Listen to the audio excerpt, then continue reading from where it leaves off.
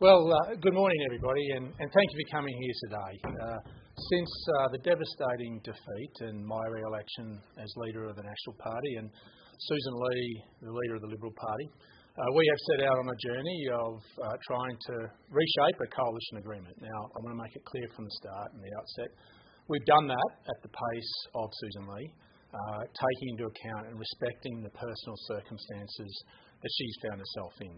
So much so that I made myself available to go to Albury when she wanted to initiate those discussions. Rather than making her come to Canberra, I took the decision to drive to Albury and to start those negotiations when she was ready. And then obviously after the sad passing of her mother, we made it very clear we didn't need to enter into any further discussions until she was ready and she was at a juncture where she had comfort.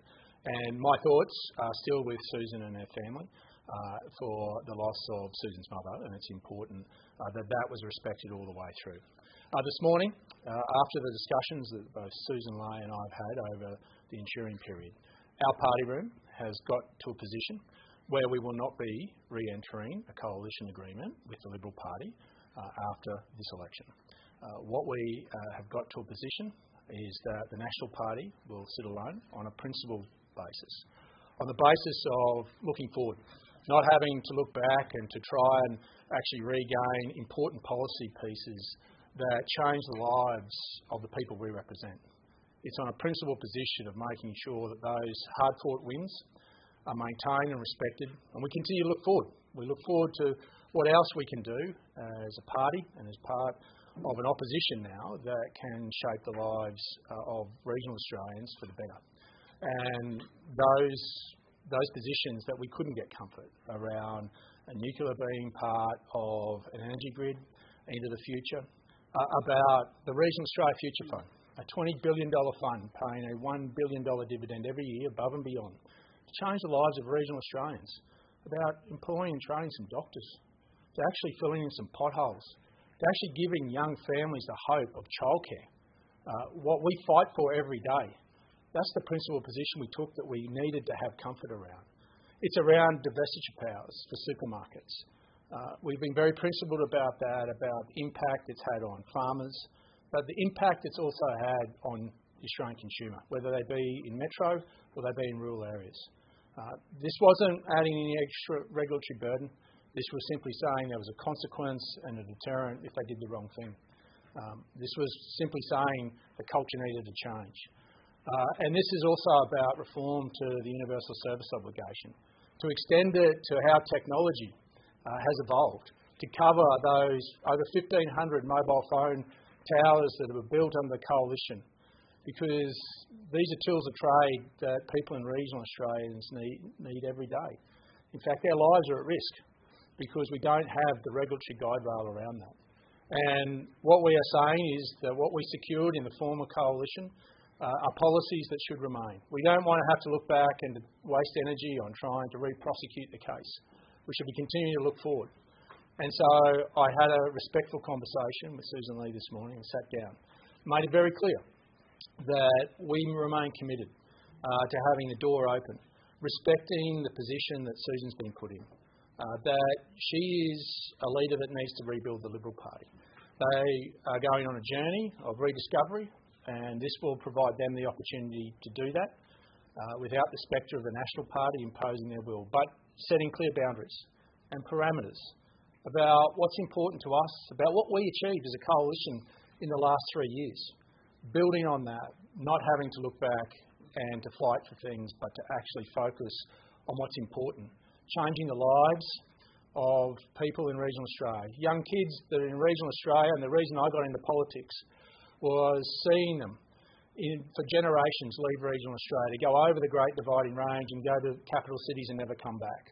I got into politics to bring them home, to keep them home.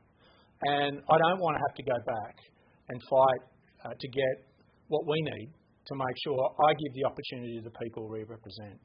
And I respect the principal position that Susan is in, and she needs to go through a process, and I want to give her that time. And we made it very clear to one another that I believe she is the leader that can help the Liberal Party reinvent itself and get it to a juncture that the Australian people want to see, a healthy opposition. And I gave her that commitment. that I'll work every day with her to try and rebuild that relationship to the point where we can re-enter a coalition before the next election. But at this juncture, we're making a principled position about not what we're prepared to give up on, but to build on what we've achieved and to move forward. So it's with great disappointment that I announced that we're not going to form part of that coalition. We'll be pragmatic and we'll work constructively with Susan and her team to make sure that we bring down the Albanese government after the next election. Kevin, do you want to say a few words? Yeah. Thank you, David. And look, just to reiterate a couple of things of what David just said, but also to give you sort of the energy and the way these conversations have happened. As David just articulated, this is for us a principled position. A lot of our members of our party room are going to lose position and titles out of this and money, and that wasn't even a focus of the discussion for us because of the principled decisions that we had to make about this decision. I just want to tell you too, I want to thank the party room, our party room. We've had two major discussions about this and conversations about this done in a very considered way. No emotion in the sense of there was no gung-ho-ness about this, let's do this, let's do this. Why are we doing this? What are the principles we're talking about here? How does this work for the coalition going forward from today and into the future? So it was said like that. And I know too that the conversations, I've had insight into the conversations between David and Susan, and obviously all our thoughts and prayers are with Susan, also with the personal situation that she's dealing with this week. But those conversations happened in a very measured, respectful way, and I know that when David was speaking to Susan this morning after the decision, that conversation was very measured and respectful. But also, we know going forward, I'm looking at this too, hopefully maybe we've all broken up in a relationship that's been important to us, and very often, more often than not, you get back together and you join back together with more clarity and more focus about what the relationship was about, what went wrong with it, about why you broke up, and when you get back together, how it's going to work even better. And that's how I'm viewing this. I think it's really important for the coalition that happened. We are always best as a country with a strong coalition.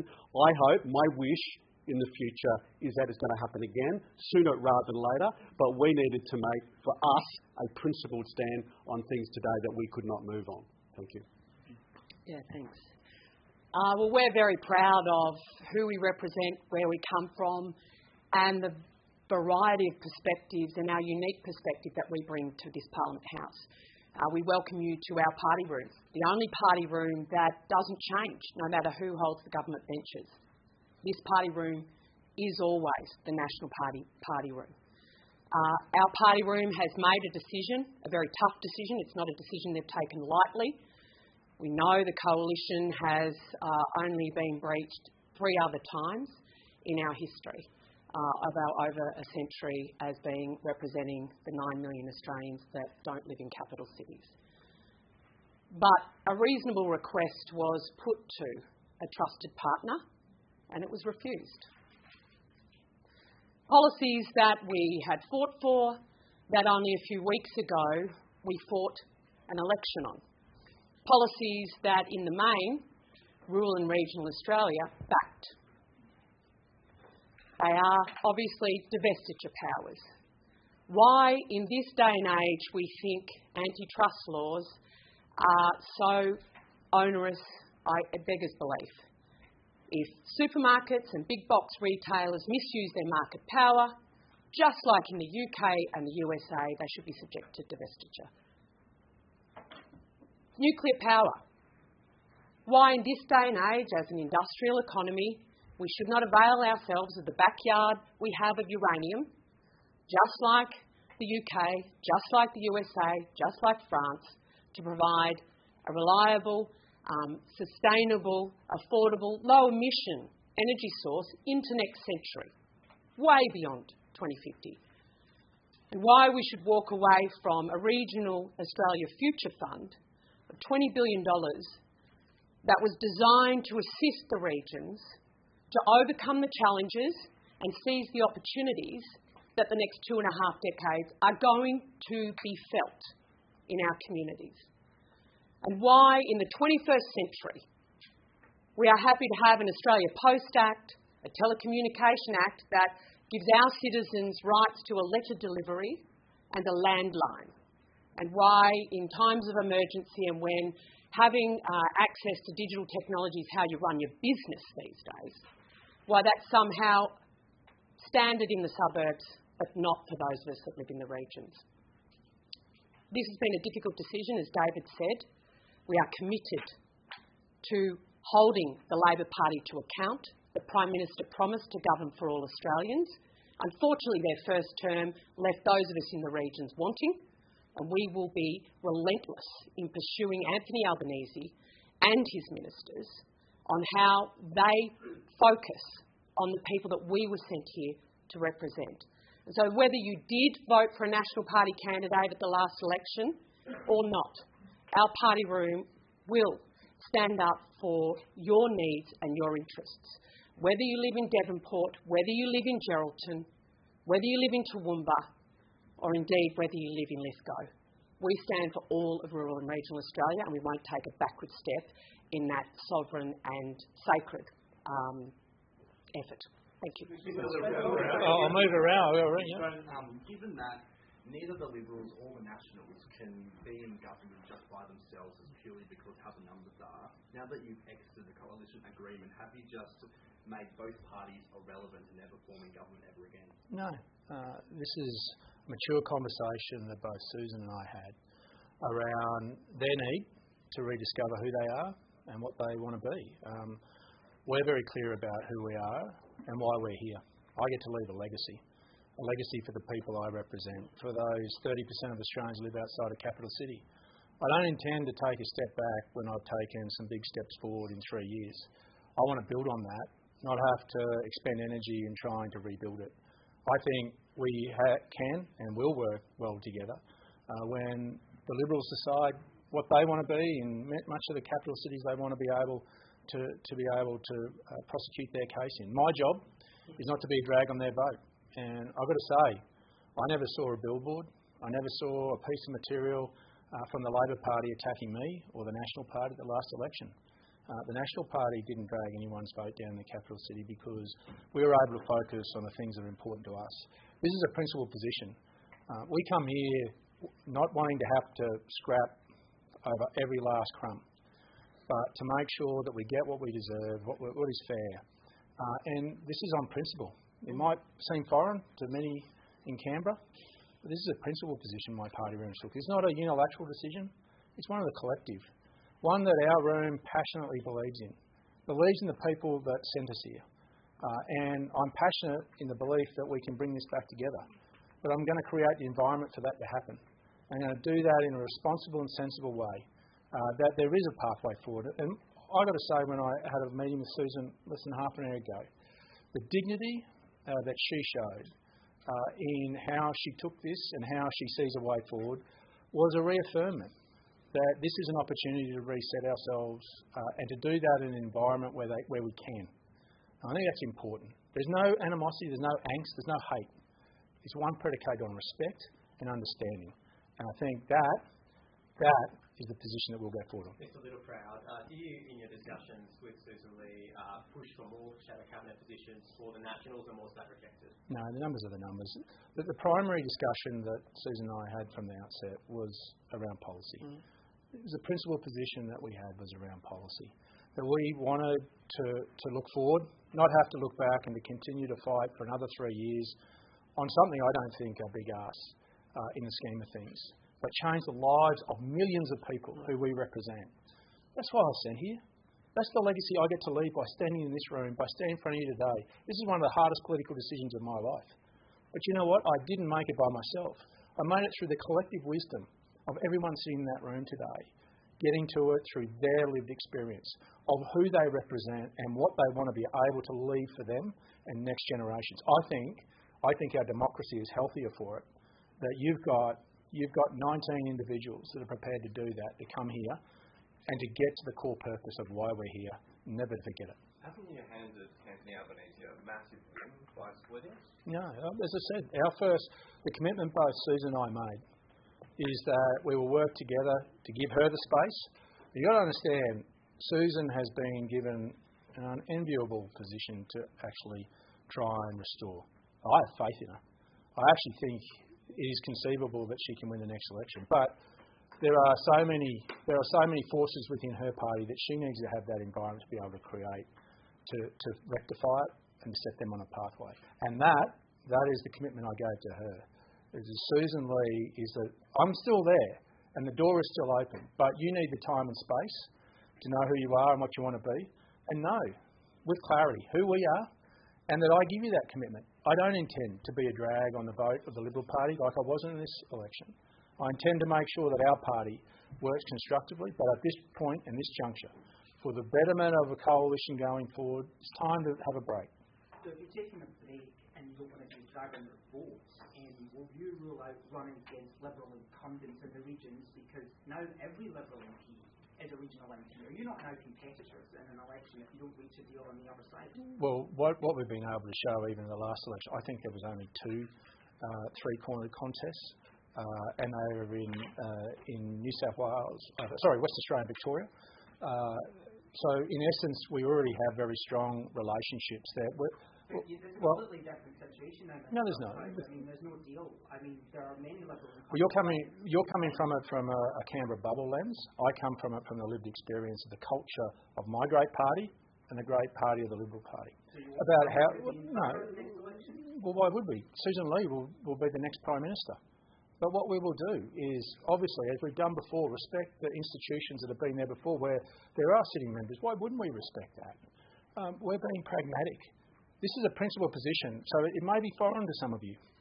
But we are making this on principles about how we actually deliver for the people we represent, and to allow the Liberal Party to be able to create that environment for them to get to that juncture for the people they want to represent. It's a principled decision. So you're not saying we're never getting back together. No. So there will be a bridge at some point. We hope. Maybe. Divestiture, nuclear, and regional Australia future under the 360. In the USA, Do the Liberals then have to agree to all three of those before you get back? Yeah, well, we made it very clear.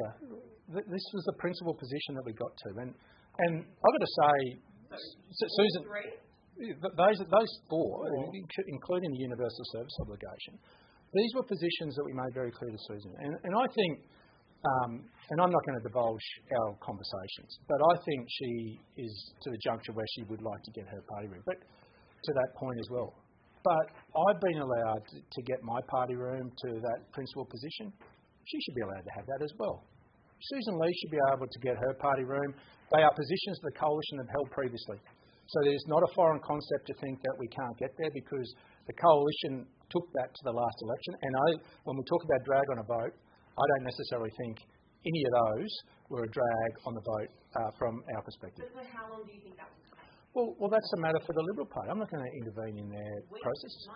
Well, that's a matter for them to work through. I don't think it'd be constructive for me to get in the middle of that and dictate terms. Susan's got a big job ahead of her.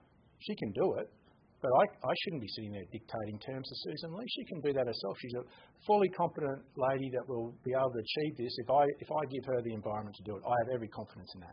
Was it unanimous? Did everyone in the party room agree, and did it go to a vote or something that showed that? I'm not going to get in. Our party room doesn't divulge those things, but I can assure you that this is a decision of the collective. And secondly, just in terms of what you decided, how is this not a massive dummy spit?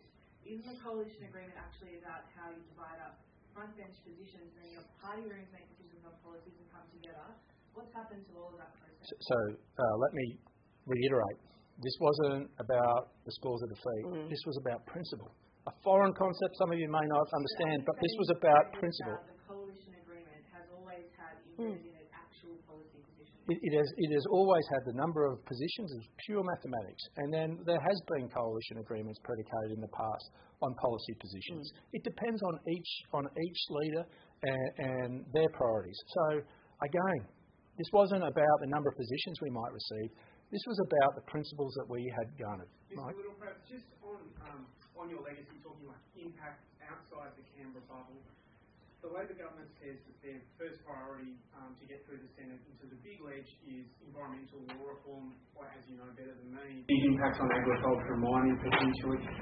Are you concerned that the Liberals could do a deal with the Labor government to get that through the Senate what would be your message to the industries and the workers that would be impacted by that? Have you signed yourself out of influence over that sort of legislation? No, no one has. That's why you get elected to Parliament. You get to go and voice the opinion in that great chamber just behind me.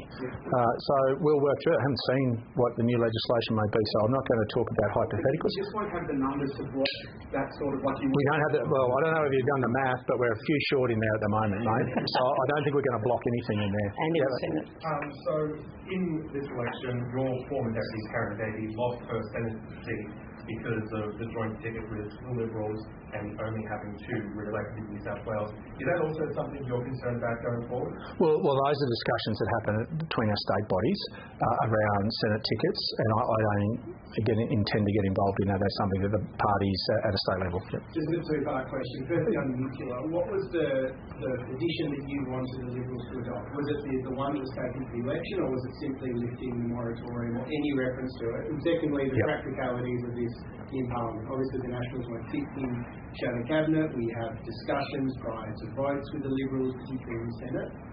Yeah, so in terms of nuclear, we're pragmatic, as I've said, but we want to see that it is part of a technology-agnostic approach to reducing our emissions and our energy grid. You cannot run an economy of the industrial scale the size of Australia on an all-renewables approach. You simply can't do it. Just peek over to what's happening in Spain at the moment. What we're going to have is a reckoning where the lived experience of Australians, not only their electricity bills that were promised $275 this year in reduction in energy bills have actually gone up by $1,300, and all estimations are they going to continue to go up. There is going to have to be a recognition that our energy grid is going to have to change and not away from an all-renewables approach. So we made it very clear.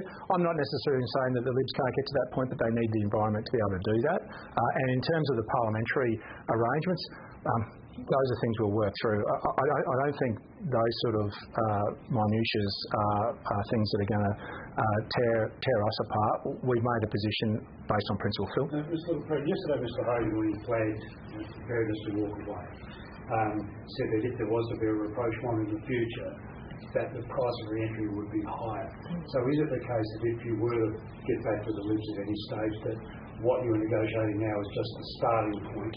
And could you explain why wasn't Susan Lee given the opportunity to convene her own party room meeting to put these proposals to her MPs, or did she just refuse to do that point? No, well, the process that Susan wants to go through is a more elongated one, and those are discussions we had, and I respect that. And I don't intend to try and dictate Liberal Party policy and procedure. I think that's unhealthy. And so I had to work within the parameters and the timeframes that I had to work with. And Susan's desire to progress an agreement and obviously announce a shadow cabinet. So I had to respect that. And I still do. So I wasn't trying to force her into bringing that forward. So that's a matter for the Liberal Party, and if they get to a juncture where they go through their processes over the coming months, they're happy to do that. Your first question is we're not going to stand still. We're going to continue to look at policies that make sure that are pragmatic, that are responsible, but we're going to continue to work closely with Susan, and I gave her that commitment about an hour ago that we'd continue to meet regularly to make sure that both our energies are at some juncture about reforming this, if we can get to that juncture, and that's what both our commitments to one another was. That this isn't closing the door, this is about making sure that someone can walk through the door. Mr. Littleproud, so is it accurate to say you will go to the next election on your own as the National Party if the Liberals don't agree with your forces? If we can't get to an agreement, yes, that's the case. But our preference, and both Susan Lee and my preference, is that they are given the space to create their policy platform, to be able to come back to us at any juncture. And Susan's made very clear to me, at any juncture we can go back to them, and we are going to continue to work together in keeping those lines of communication open. And my commitment to her, as hers was to mine, was that hopefully before the next election we can reaffirm a coalition agreement.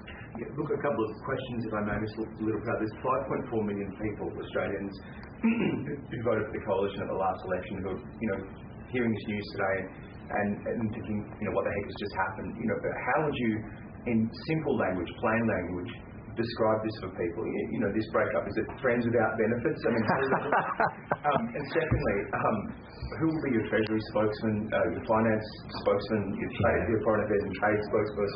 We haven't worked through that. I mean, we've got to this on principle. But you will have those positions. Yeah, we'll obviously work through that. But what this is about principle and respecting theirs and respecting ours. That's why we've had a coalition for over 80 years. And I suspect we'll have one into the future. It has been broken before. And so what this is about taking a deep breath to be able to say to the Australian people that this is a time apart for us to be better, to focus on them. That we take away the bubble here of us asking for this trinket and that trinket, but saying we're focused on them. Now, we have a clear focus on the people we know we want to represent, and I want to allow Susan the time for her leadership to shine, to be able to give her the opportunity to go and be able to demonstrate that, but to design that, and be able to come back together. This is a healthy part of our democracy that I think we should be proud of. That we've got people that are going to come to this place and on principle make positions and stand by them, but be pragmatic enough to know that we are, at some point, we'll try and get back together and make sure we give a cogent argument to the Australian people about an alternative to Anthony Albanese. And that will be done in a respectful way of cooperation in making sure that people of Australia understand Anthony Albanese is the enemy. And just to clarify something that Mike's written about Phil and others, will the Nats, will you have party status? Do you still have party status with your positions, when you fill those positions? Will the office holders be paid at the commensurate rate? Well, that's a convention of Parliament. We'd have to talk to obviously the Parliament and the Prime Minister about what that means. But we do have party status where there's 20 of us, or 19 after July. But effectively, we are a party and we do have party status. Just to get a sense of history, it was the 1980s when there was last a breakup, wasn't there? Could you relate that experience to now? No, it's a little bit different. There was a Queenslander involved last time as well. Please don't take that as anything other than there is no Littleproud for PM push. That was a joke for PM push. And in fact, from my understanding, that was a parting of about 4 months. But look, we're not going to put timelines or rush this. This is about a proper process of democracy and democracy working better. We shouldn't tear this down. This is a healthy thing for us. This is a healthy thing for the Australian people to know that we are principled in our positions and we're going to get those positions right before we come back to you in 3 years' time. Mr. Littleproud, you talk about this being a break. Do you acknowledge there's a possibility that you won't get back to you? Well, everything's possible, but when you've got commitment and you've got leadership from both Susan and I that are committed to one another about how we can move forward and how we can get to a position where we come back together, that commitment, I think, is the foundation stone for us to rebuild from. And I think this will give the air and the space the Liberals need. And we hope they do, because if they don't have that, if they don't identify who they are, then none of us win. And so this is a great thing for our democracy that we can do this. This isn't anything personal. This is principle. Ladies first. No, sorry. It's on the universal service obligation, so can we expect the Nationals to vote with the Labor government on that? Well, they're talking not about the infrastructure that's already there. They're talking about Elon Musk's infrastructure. I don't think they've thought what that means because they don't own that infrastructure. Elon does. If they want to impose conditions on him, Elon might just point his satellite somewhere else. This is about the mobile phone towers that you, the Australian taxpayers, built over 1,500 of them, hundreds of millions of dollars, that aren't being maintained.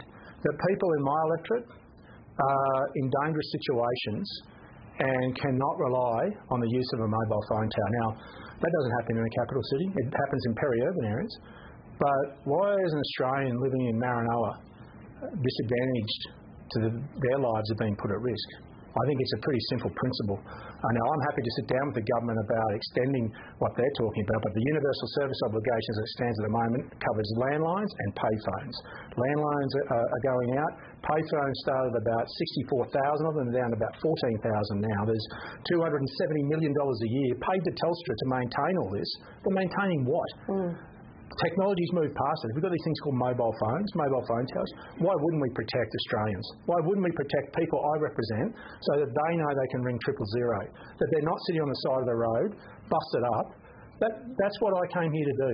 That's what gets me out of bed in the morning, that they don't have that equality. I'm sitting underneath a mobile phone tower because Telstra couldn't be bothered to maintain it. That's not fair. That's not the Australian way, and that's not the Australia I intend to leave behind. Hold on. Okay. I know that you've just said before that Albanese is still the enemy, so I just point that out. But do you think that by breaking from the coalition agreement, this opens up a channel of negotiation more directly with the government? Has that ever held you back before? No. Well, we're going to be pragmatic, but our enemy is the Labor Party. Now, philosophically, we are a long way away from them. So I can't see too many situations that they bring forward policy that we're going to be jumping into bed with. The reality is that we intend to work very closely with our Liberal friends, and this is about making sure we create that environment for both of us to be better. Both of us to be better to the Australian people and to make sure that we continue to focus on the outcomes Australians expect us to. Mr. Littleproud, John Howard has said that the rules of politics are governed by the iron laws of arithmetic. So do you acknowledge that the Liberals and the Nationals cannot form government without each other? And just on your nuclear policy, there's been a lot of speculation. Is it still your policy to build 7 reactors around the country, or is it your policy to simply remove the ban on nuclear and let the market? We've been very clear and pragmatic about that. I think, as I've said, Anthony Albanese was masterful in perpetrating a lie about a $600 billion scare campaign when independent research made it very clear from Frontier Economics, who both us and Labor use, said that our total grid, not just nuclear, but our total grid was just over $330 billion, $263 billion cheaper than the all renewables approach that he's talking about. The nuclear part was about $120 billion of that. Effectively, he perpetrated a lie. But we're going to be pragmatic. We think we should have a technology agnostic approach to that.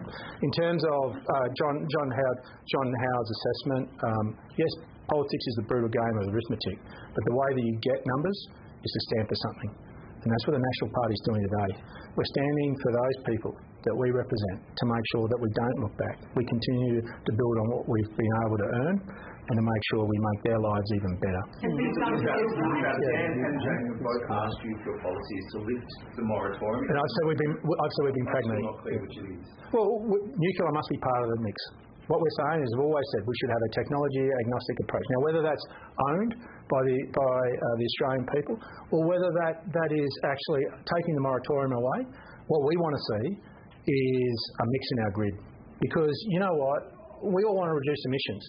But to those people that live in capital cities today, I just ask you to understand the burden you're asking us to bear.